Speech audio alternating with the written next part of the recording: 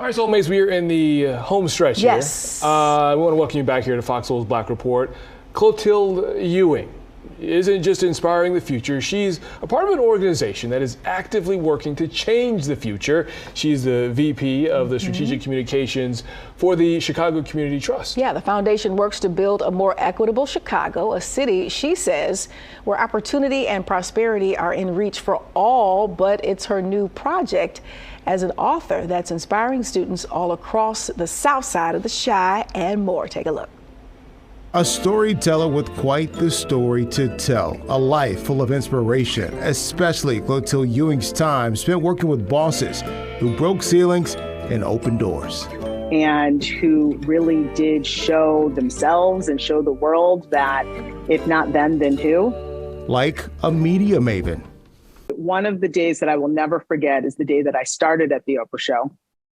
And that is because it was the day of the infamous car giveaway. Someone in this audience still has the chance to go home with a brand new, fully loaded Pontiac G6. I hear all of these women just flipping out. And I'm thinking to myself, what did I get myself into? And a history maker. And working for President Obama's reelection campaign, that was incredible to help to be part of a team that helped reelect the first Black president. That's something that I'll always cherish. And it's the cherished lessons learned along the way in becoming a mother that led Clothilde to her next career. When I first found out I was pregnant, I was really excited to get the stroller in the crib, of course, but also books. And I was surprised by how little diversity there still is in children's books. We have a lot of books in our house that talk about our past, that talk about the civil rights movement, that talk about Black excellence, and those are extremely important. But I want my kids to also see themselves in books about joy, books about adventure, books about imagination. And so that's why I started writing. Her first book, Stella Keeps the Sun Up, came out in 2022. I pull Roger into the kitchen and pour him a bowl of cereal. Cereal again, Roger complains. A year later, she released the second book in the series, Stella and the Mystery of the Missing Tooth.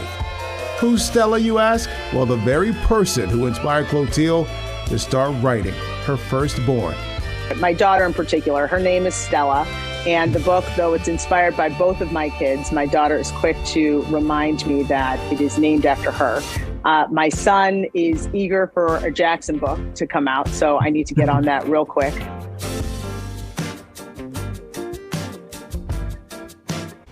I know I would want a book of my own too. Yes, son. Hopefully he'll get his book soon. I'm sure he will in due time.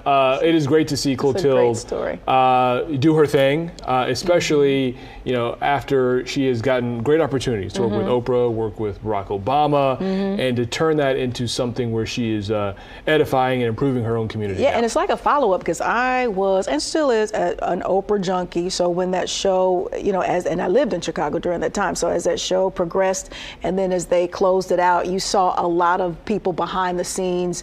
They were documenting, how the show closed out, all the stories and the guests. And I remember her face. So it's good to see her and this effort. And it's so important now as these books are being, erased from the bookshelves. And I think what this is prompting, and I said this a few shows ago, is that now more than ever, you're seeing more Black authors, new authors, writing children's books so these babies can see themselves reflected on the pages with the Afro puffs, with our swag, with the way we talk, with the way we relate. So, there's another side of this push, while we are politicking and fighting the good fight and getting into that good trouble, at the same time, we've got these authors, we've got these books that are for us and by us that we should support. And that's how you continue to negate all the nonsense that's happening with this erasure and culture theory and all this crap.